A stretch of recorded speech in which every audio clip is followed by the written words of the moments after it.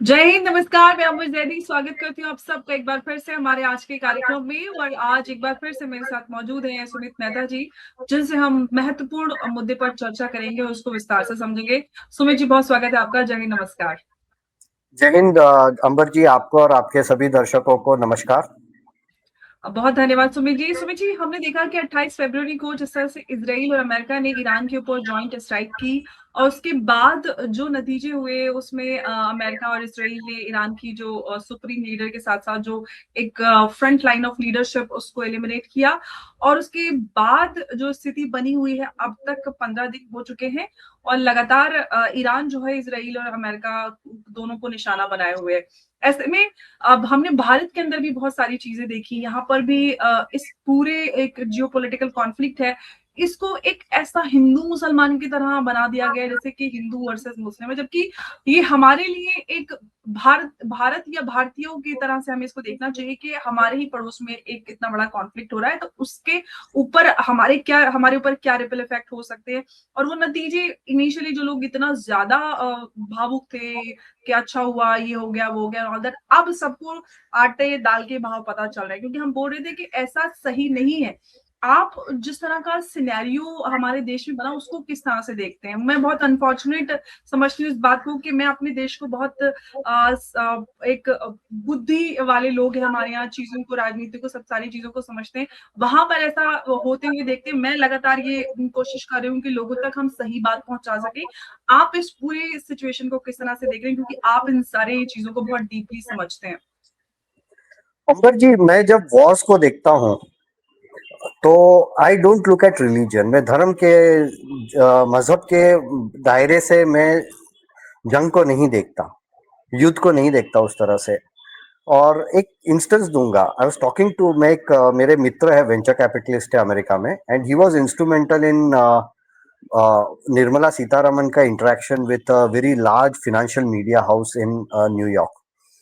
तो हमारी कुछ बातें हो रही थी कि भाई बलूचिस्तान में इंडिया ने इन्वेस्ट करना चाहिए फ्रीडम के लिए। मैंने उसको बोला, भैया एक्सेल शीट तो बनाओ पहले। पहले एक्सेल शीट में एक हमारा एक रिटर्न का पैरामीटर होता है, internal rate of return, IRR कहते हैं। ओके, तो मैंने बोला हमारा कितना आईआरआर होगा कि हम वो फंड करें। जबकि जैसे कि अमेरिका ने गल्फ वॉर किया, ईरान को खत्म किया। ईरान को पहली बार जब वो कुवैत को बचाने आया था तो उसने $18 या $20 के आसपास में लॉन्ग टर्म क्रूड का परचेज का कॉन्ट्रैक्ट कर लिया। तो उसका जितना जंग का खर्चा था वो तो उसने कुवैत के गले में डाल ही दिया। तो उसका वहां से बेनिफिट हुआ। तो हम लोग देखते हैं कि war is all about a business, गंदा है पर धंधा है ये, कि इसमें भी हमने एक्सेल शीट बनानी चाहिए। वॉर्स की पहले एक्सेल शीट बनती है, एक्सेल शीट में वो वायबल होता है तो फिर वो वॉर होती है। उसके लिए फिर कहानियां बनाई जाती है कि भैया ये है, हाँ ईरान में तो खोमेनी ने इतना जुल्म किया है लड़कियों पे। अरे भाई, ये क्या बकवास चल रहा है? सऊदी में सबसे ज्यादा बीहेडिंग्स होते हैं। महिलाओं को बुरखे के बाहर निकलने को अलाउड तो सऊदी में भी नहीं है। सऊदी में वो बाहर निकलेगी तो उसको बिहेड कर डालते हैं। वो क्यों नहीं आता? क्यों सिर्फ खोमेनी का आता है?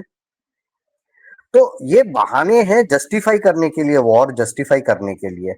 तो मैं इसको धर्म के एंगल से, ये जो जिंगोइज्म के एंगल से नहीं देखता, मैं जियोपॉलिटिक्स को इकोनॉमिक्स के एंगल से देखता हूं कि क्या बेनिफिट है एक एम्पायर को वॉर चालू करने के लिए।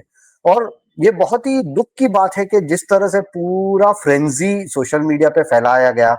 खोमेनी के पुराने ट्वीट्स निकाले जिसमें उसके प्रो कश्मीर, प्रो माइनॉरिटी, यानी मुस्लिम्स के प्रो मुस्लिम के स्टैंड के ट्वीट्स थे उसके।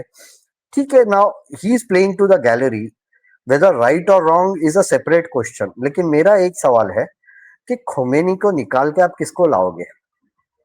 और उसमें हमारा इंटरेस्ट क्या है? सबसे पहले तो हम सब जगह यही देखते हैं कि भाई दूसरा देश का झगड़ा है, दो दोस्तों के बीच में भी हो या दो लोगों के बीच में, हम देखते हैं कि अरे इसमें मुझे क्या लेना देना, हमें क्या फायदा या क्या नुकसान है। तो हम साइड में बैठ के पॉपकॉर्न लेके, बियर लेके हम लोग आराम से तमाशा देखते हैं। या फिर we take a side where we are benefiting rather than looking at the skin colour, race and all that. तो हम लोग यहाँ क्यों ये इस तरह से बहकावे में आ गए? तो उसका रीजन है कि जिस तरह से सोशल मीडिया पे ब्रेन वॉशिंग हुई, जिस तरह से हिंदू मुस्लिम का बाइनरी किया गया सोशल मीडिया पे, to brain wash the people, brain wash करके उनको उकसा के उनको एंटी ईरान किया गया. And I have a suspicion, I have a heavy suspicion that lot of these things was done on the insistence of Mossad, directly or indirectly.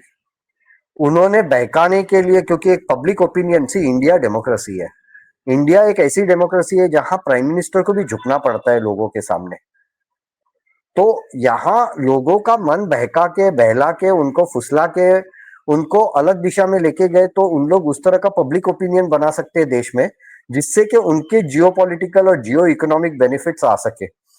वो Mossad ने बहुत अच्छे से किया, लेकिन अब मैं देख रहा हूं कि धीरे धीरे लोगों को सच दिखने लगा है, धीरे धीरे. ऑफ कोर्स भारत ने भी गलती की है. खोमेनी का जब मर्डर किया गया, I will call it a murder, it was a assassination, it was a murder. Khomeini जो भी करते थे वहां की महिलाओं को, अमेरिका कौन होता है कि वहां जाके उसको मारे, इजराइल कौन होता है वहां उसको मारे, उसके लोग वो करेंगे, जो भी करना हो, उसको सजा भी देनी हो उसके लोग करेंगे. कल सुबह अगर मैं एक एग्जांपल देता हूँ, वॉशिंगटन पोस्ट, इकोनॉमिस्ट, सब जगह मोदी के बारे में, हिंदू टायरेंट योगी जी के बारे में, हाँ द सैफरन मंक, ऐसे वैसे कितने आर्टिकल्स छप रहे हैं. Does that give right to America और Israel to come in India and murder Yogi ji और मोदी जी? नो. उन्होंने गलत किया होगा तो भारत की जनता उसको सबक सिखाएगी. अमेरिका या इजराइल कोई नहीं है जो उसको सबक सिखाने के लिए करे. वहां हमारी गलती हुई है कि हमने तब स्टैंड लेना चाहिए था, हम लोग ने कंडेम करना चाहिए था, वो हमने नहीं किया. हमने कंडोलेंसेस भेजने चाहिए थे ईरान के लोगों को कि खोमेनी का मर्डर किया गया है, वो हमने नहीं किया. ये अपनी तरफ से एक चूक हो गई है, लेकिन अब हम लोग वो सुधार रहे हैं. Better late than never.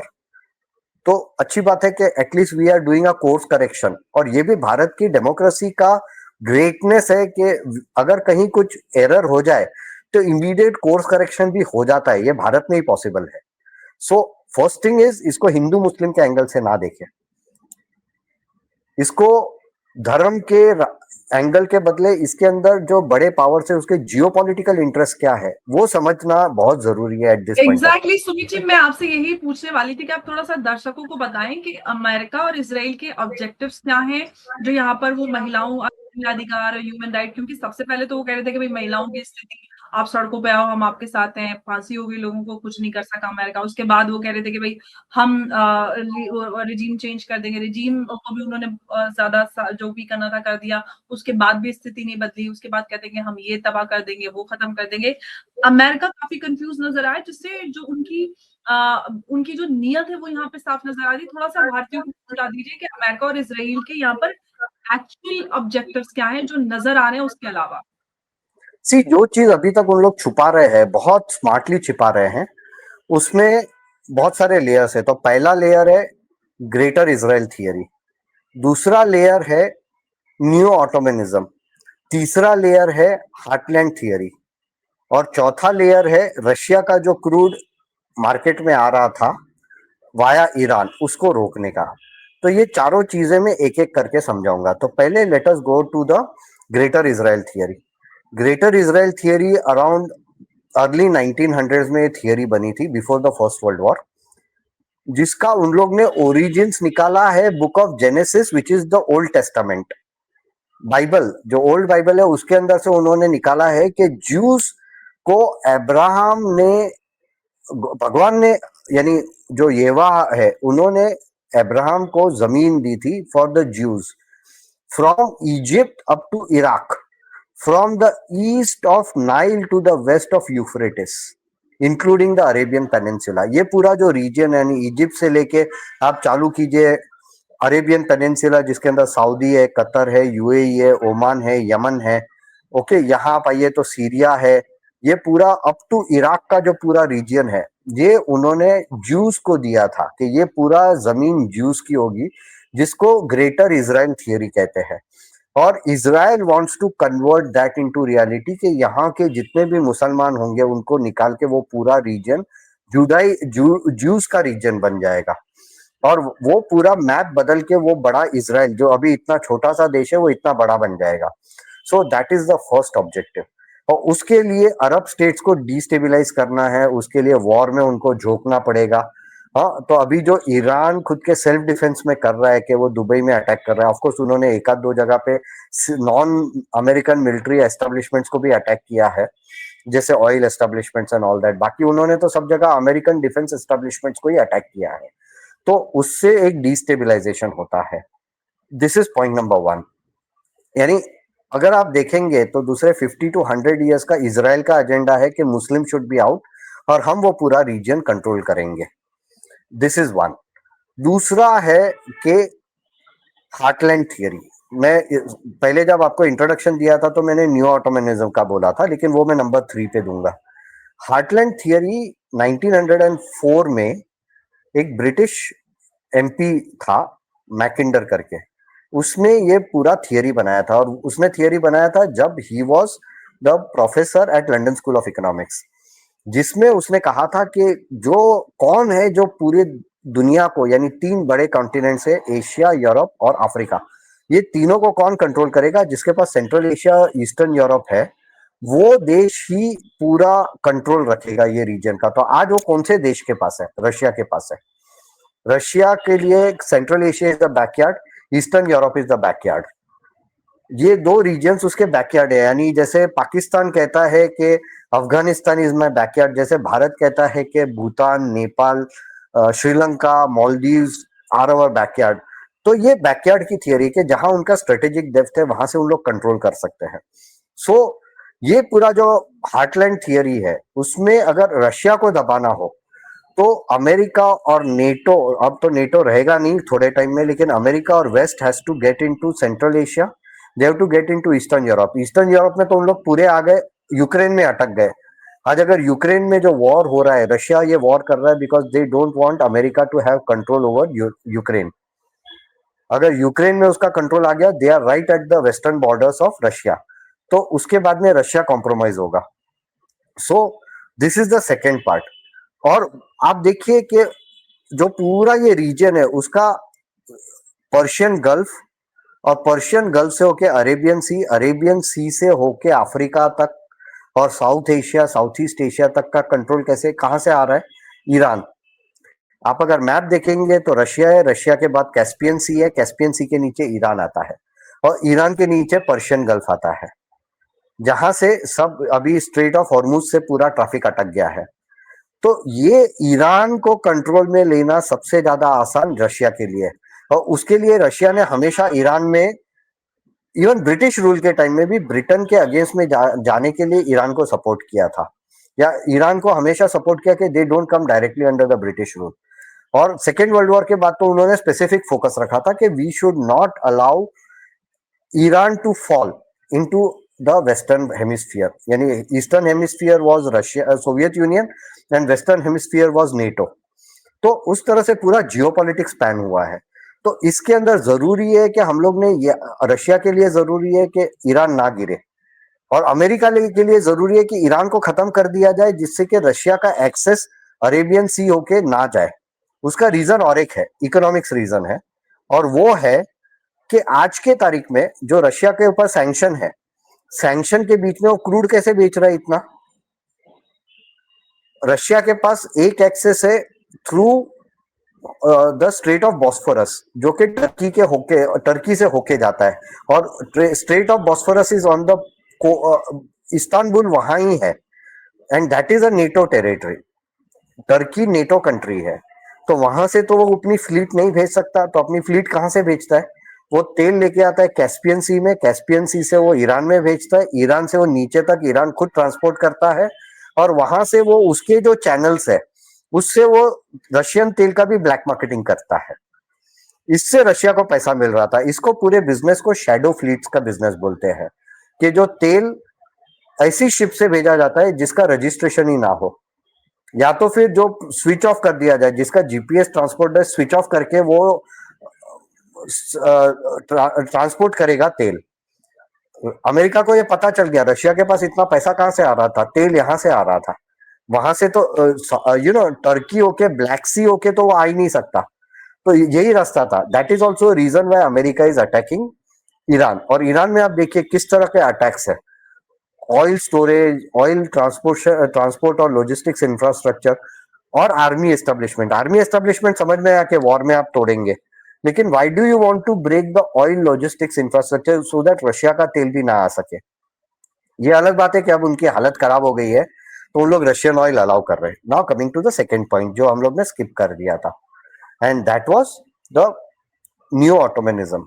ये 1985 की थियरी है, और चैथम हाउस करके एक America UK based research think tank है, फॉरेन पॉलिसी थिंक टैंक है। उसने किया था कि अगर हम लोगों को रशिया को घेरना है तो हम कहां से घेरेंगे? तो तुर्की को उस्मानिया सल्तनत उस्मानिया वाला जो ऑटोमन एम्पायर का जो ड्रीम्स है वो वापस उसके अंदर जगाओ। जैसे भारत में उन्होंने मुसलमानों को बहकाया जिना को यूज करके कि हमने पाकिस्तान चाहिए, वैसे वहां बहका के उन्होंने अर्दोआन जैसे बंदे को, जिससे अंदर का पूरा रीजन है जो नो अजरबैजान और वो सब रीजन है, उसको हेवीली इस्लामाइज करके उन लोग टर्की के साइड में ले लेंगे, and then they will use Turkey to instigate this countries to go against Russia. Simultaneously central Asia का एक्सेस टूट जाता है, तो वहां वापस पाकिस्तान और टर्की के थ्रू रेडिकलिज्म जो सेंट्रल एशियन रिपब्लिक्स है, ओके, उज्बेकिस्तान, कजाकिस्तान, ये सब वहां इस्लामिक एक्सट्रीमिज्म करके वापस रशिया को डिस्टेबलाइज करने का गेम होगा। So this is the larger macro picture कि क्यों अमेरिका ये पूरी मस्ती कर रहा है। और ये भारत के लिए डेफिनेटली एक डिफिकल्ट चीज है, क्योंकि हमारे इंटरेस्ट भी ईरान के साथ और रशिया के साथ जुड़े हैं, लेकिन इसलिए हम लोगों ने इसके ऊपर एक न्यूट्रल स्टैंड लेना जरूरी था, या प्रो ईरान स्टैंड लेना जरूरी था। और अब हमें वो सारी चीजें अब सारा अब डस्ट सेटल होते हुए नजर आ रही है। एकदम जो तूफान मचा हुआ था ना हिंदू मुसलमान जो बनाकर इसको देखा जा रहा था, अब हमें लग रहा है वो अब तूफान शांत हो गया। बहुत सारे लोगों ने अपना स्टांस भी चेंज किया, सब मिड पाथ पे आते हुए नजर आ रहे हैं। इसके पीछे का क्या आप कारण देख रहे हैं? सी, एक तो कि भारत एक एक्सट्रीमिस्ट देश नहीं है। भारत के लोग बहुत ही बैलेंस्ड और न्यूट्रल है। बहक जाएंगे लोग, सब जगह के लोग बहक जाते हैं, थोड़ा इमोशंस है, लेकिन धीरे धीरे कुछ लोग कंटिन्यूअसली बोलते हैं तो लोगों को समझ में आता है। अब आप देखिए कि अपने कौन से इंटरेस्ट टूट रहे हैं या बिगड़ रहे हैं, जिसके कारण लोगों को धीरे धीरे समझ में आ रहा है कि this is not good for India and we have to side with Iran. India का जो international north south transport corridor है वो कहाँ से होके जा रहा है? बंबई और मुंद्रा से चाबहार, चाबहार से वो जाएगा रशिया तक, रशिया से वो जाएगा सेंट्रल एशिया, और वहां से ईस्टर्न यूरोप, और वैसे करके जाएगा। So we have our road map of having access to Europe via Russia via Iran. और ये जो ट्रांसपोर्ट कॉरिडोर है, आज के जियो पॉलिटिक्स और जियो इकोनॉमिक्स में who controls the corridors controls the economy. आज एशिया और यूरोप के बीच का जो कॉरिडोर है, एक कॉरिडोर अभी जंग में फंसा हुआ है। एक जगह पे गाजा वॉर चल रहा है, एक जगह पे ईरान वॉर चल रहा है, एक जगह पे यमन में सिविल वॉर चल रहा है। ये पूरा एक रीजन है, रेड सी और पर्शियन गल्फ को होके, और वहां से सुएज कैनाल है। This is one corridor. जो ये कॉरिडोर कंट्रोल करेगा वो बंदा ट्रेड का मैक्सिमम पोर्शन कंट्रोल करने वाला है।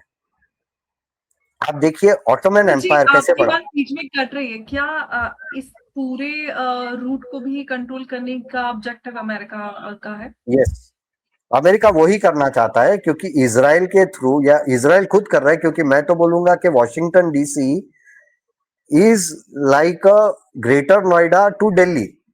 America is greater Noida and Israel का Tel Aviv is the Lutyens. Israel ही कंट्रोल करता है अमेरिका को, वहां के पॉलिटिशियंस को इसराइल कंट्रोल करता है। तो उनका ऑब्जेक्टिव ये है कि ये पूरे रीजन में दूसरा रास्ता ना बने। और दूसरा रास्ता कौन सा है? भारत, भारत से होके ईरान, ईरान से होके रशिया, रशिया से होके एशिया, सेंट्रल एशिया और वेस्ट। ये रास्ता अगर खत्म हो गया तो मोनोपोली किसके पास रहेगी? ईरान के या इसराइल के पास। सुएज कैनाल, सुएज कैनाल का अल्टरनेटिव क्या बन रहा है? International east west, sorry east inter sorry it is the India middle east Europe corridor which is going through Saudi, UAE, आगे जाके ग्रीस में जा रहा है, ग्रीस से होके वो यूरोप में जा रहा है। आई डोंट नो, इतना मल्टी मॉडल कॉरिडोर बनाना है। दूसरा, हमें अपनी सॉवरेंटी तो यहाँ से रहे। चलो, I am not against the India middle east Europe corridor, but the thing is this corridor is also equally required for India कि हम दोनों जगह डाइवर्सिफाई करके रखें। हमारे अंडे हम एक ही बास्केट में रखेंगे, वो एक बास्केट गिर गई हमारे सब अंडे टूट जाएंगे। उसके बदले दो बास्केट्स में हम डाइवर्सिफाई करके रखें। तो दैट इज द ऑब्जेक्टिव। और ये दूसरा जो कॉरिडोर बन रहा है इसका बेनिफिट रशिया को भी होगा। रशिया को जो वार्म वाटर्स का एक्सेस होगा ईरान के थ्रू, इंडिया के थ्रू, वो पॉसिबल हो जाएगा, जो कि अमेरिका और उसके पहले ब्रिटेन कभी देना नहीं चाहता था। और वहां this is the great game 1.0। आज जो अभी चल रहा है ईरान में, दैट इज ग्रेट गेम 2.0। वो सेम थियरी आज भी वापस चालू हो गई है। सो दिस इज वेयर हमारे इंटरेस्ट ईरान के साथ जुड़े हुए, रशिया के साथ जुड़े हुए हैं। और धीरे धीरे लोगों को ये समझ में आ रहा है, डायरेक्टली इनडायरेक्टली। और लोग अब शांत होने लगे, या फिर there started taking anti Israel anti America stand. कुछ दिनों तक पहले जो लोग इसराइल को सपोर्ट कर रहे थे उनको अब पता चल गया है कि भैया इसराइल कल सुबह हमारे यहाँ, अब उन लोग की बातें अलग है कि हमारे यहाँ गैस नहीं आएगा तो क्या इसराइल गैस देने वाला है? अमेरिका भी बेच ही रहा है। लेकिन उनकी भाषा बदल गई है। लेकिन उनको पता है कि भैया ईरान एक सेफ देश है, भारत के लिए यूजफुल है, तो हमें इसकी रिक्वायरमेंट है। और we should be pro, at least we should be balanced if not pro और anti. This is what is happening. बिल्कुल, और हमें अब नज़र भी आ गया है, और सरकार ने भी ऑफ कोर्स इस दिशा में काफ़ी काम किया है। आउटरीच प्रोग्राम स्टार्ट किया, लोगों से बातचीत शुरू की, और जो एक माहौल देश में बन रहा था उसको कंट्रोल किया। साथ-साथ ईरान के साथ भी संबंध ठीक किए हैं। और अभी हम देख रहे थे 1-2 दिन पहले जिस तरह से ईरानियन एनवॉय का स्टेटमेंट आया भारत को लेकर, जिस तरह की स्थिति भारत में है गैस और उस सब को लेकर के, भारत की समस्या हमारी समस्या है, और भारत ने कंडोलेंसेस दी, वो हमारे लिए बहुत बड़ी बात है। तो मतलब ये सारी चीजें हमें सेटल होते हुए नजर आ रही हैं, और Bharat course correction as you said वो कर रहा है, सारी चीजें बेहतर हो भी रही हैं। और एक बात जो ईरानियन एनवॉय ने बोली कि 2 दिन में आपको कुछ ऐसा पता चलेगा जिससे आपको ये समझ में आएगा कि ईरान और भारत के रिश्ते कितने अहम है, कुछ बड़ा हो सकता है। आपको क्या लग रहा है, वो किस तरफ इशारा कर रहे हैं? सी सबसे पहले तो मैं बोलूंगा कि ईरान के साथ अपनी दोस्ती ज्यादा स्ट्रेटेजिक और सिविलाइजेशनल है। हम्म। अमेरिका की दूसरी, और अमेरिका के साथ की दोस्ती कैसे है तो हेनरी किसिंजर जो निक्सन का नेशनल सिक्योरिटी एडवाइजर था, उसने एक स्टेटमेंट बोला था कि being a enemy of America is dangerous, लेकिन बीइंग फ्रेंड इज फेटल।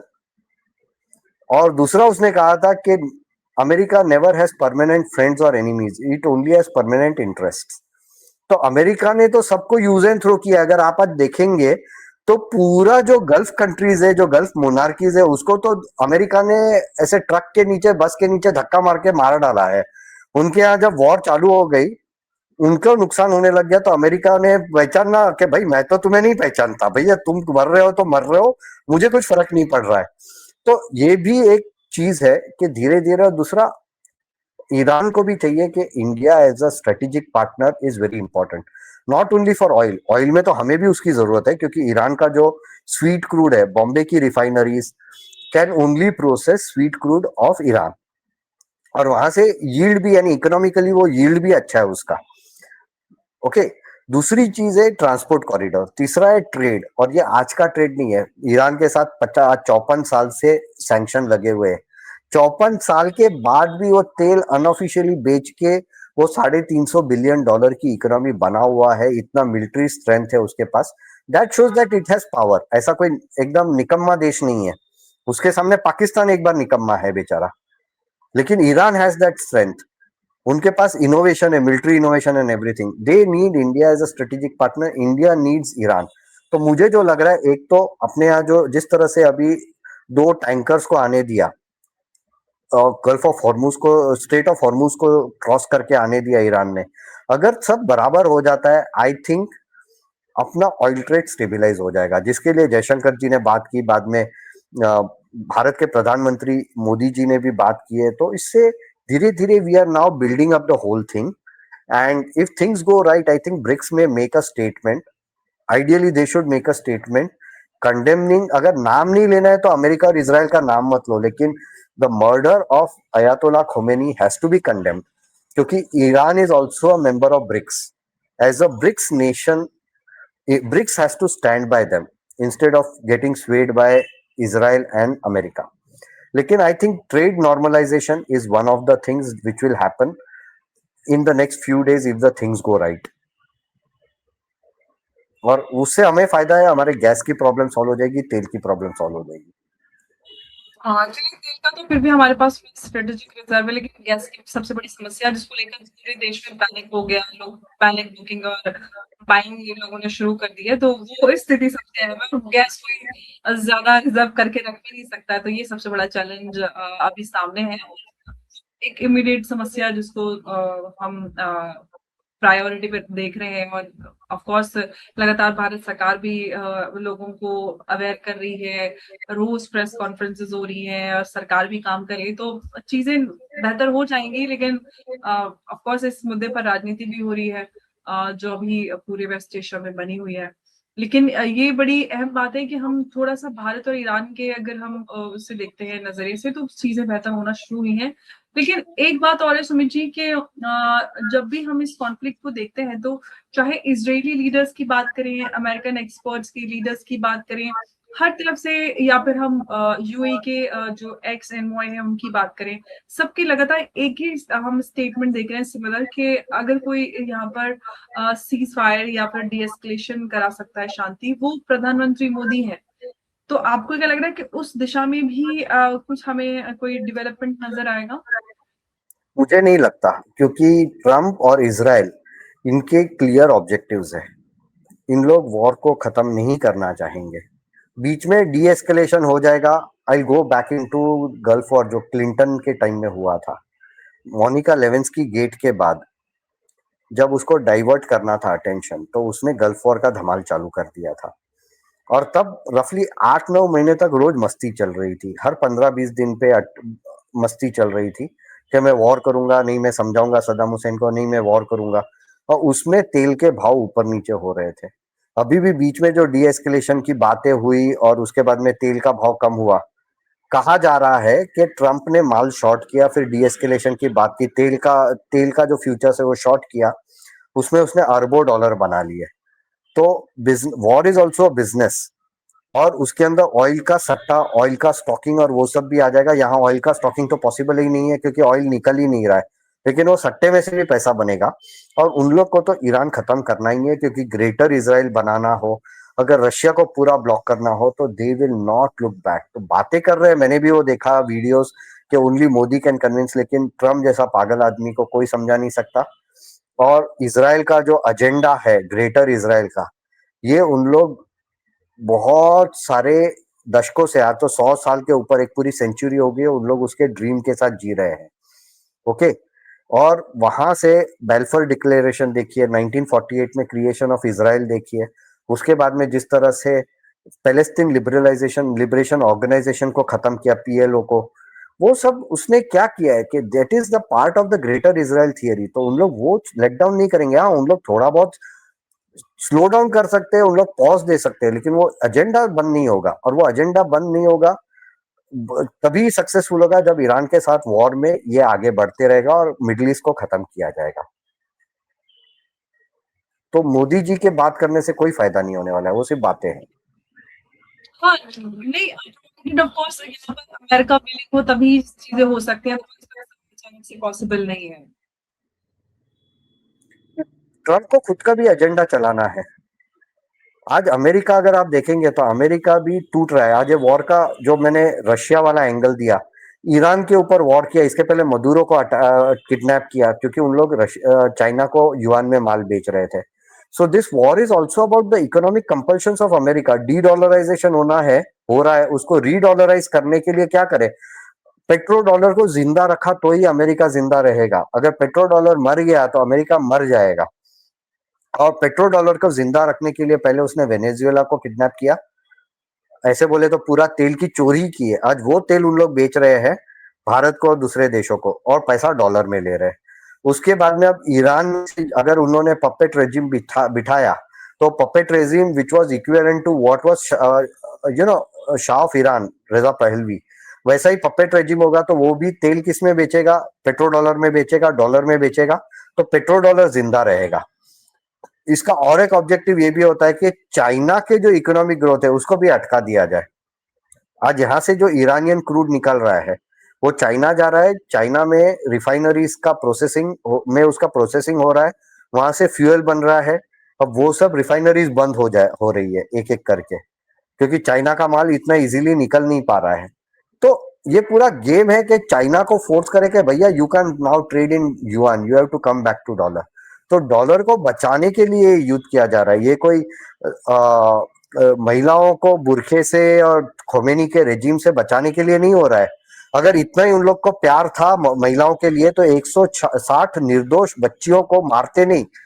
और वो भी 2 मिसाइल मारा है, एक में पहले मारा और बाद में जब वो भाग रही थी बचने के लिए तब दूसरा मिसाइल मार के 160 बच्चियों को मारा गया। और देखिए भाई, हमारे धर्म में ऐसे 8, 10, 12 साल की लड़कियों को हम देवी के समान देखते हैं, भले उसका धर्म कोई भी हो। वो छोटी लड़कियां देवी के समान होती है, उसको तुमने मारा है। तुम कौन सा धर्म, अगर तुम 160 लड़कियों को नहीं बचा मारते हो खुद, तो तुम कौन सी लड़कियों को, महिलाओं को बचाने वाले हो? और ये सब उसके तो बाद दिखावा है। इनिशिएटिव चलाया कि ईरान ने खुद मारा, जबकि वहां से टॉमहोक मिसाइल सारे उसके डेब्रिस वगैरह मिली हैं। Exactly exactly. तो ये पूरा डॉलर को बचाने के लिए, अमेरिकन एम्पायर को बचाने के लिए का वॉर है। This is not at all to do with women, it is not at all to do with liberalisation. और मैं तो बोलूंगा भगवान का भला हो कि भारत में 1 8 ट्रिलियन बैरल तेल नहीं है, नहीं तो यहाँ मोदी से भारतीयों को बचाने के लिए भी वॉर चालू कर देता अमेरिका। एब्सोल्युटली, बिल्कुल बिल्कुल आपने एकदम सही कहा, क्योंकि ट्रेड डील नहीं बन रही थी तो उसके बाद वो यही करते कि भाई एग्जैक्टली अब तो लेकिन हमारे देशवासियों को एटलीस्ट ये बात अब समझ में आ रही है कि अमेरिका, और इनफैक्ट नॉट ओनली इंडियंस बल्कि इस पूरी कॉन्फ्लिक्ट से सुमित जी, एक बात तो ये है कि अमेरिका की जो दादागिरी और अमेरिका के जिन लोगों को नहीं समझ में आता था, अब आम लोगों को भी समझ में आता है। जो कहीं ना कहीं जो जियोपॉलिटिक्स को समझते हैं वो अमेरिका को का कैरेक्टर समझते थे। आज हर आम इंसान समझता है कि अमेरिका का एक्चुअल कैरेक्टर क्या है, अमेरिका को कोई भरोसा नहीं कर सकता। इनफैक्ट ईरान की तरफ से भी ये क्या कहा गया, जब ट्रम्प ने अभी कुछ दिन पहले कहा था कि ईरान चाहे तो हम बात कर सकते हैं, तो ईरान का ये है कि भाई अमेरिका तो के पास है, हम उस पर भरोसा नहीं कर सकते। जो कि अमेरिका ने किया है उससे साफ ये सारी चीजें होती है। लेकिन ये बहुत इंपॉर्टेंट चर्चा रही। आपने इसमें जी सारी ही जो क्वेरीज थी और जो जो चीजें लोगों को समझ में नहीं आ रही है, कई सारे ऐसे अनसुलझे सवाल वो आपने यहाँ पर बहुत आसानी से लोगों तक पहुंचाया, उसके लिए आपका बहुत धन्यवाद। नमस्कार, जय हिंद, जय भारत। नमस्कार, जय हिंद। आपको और आपके सभी दर्शकों को धन्यवाद।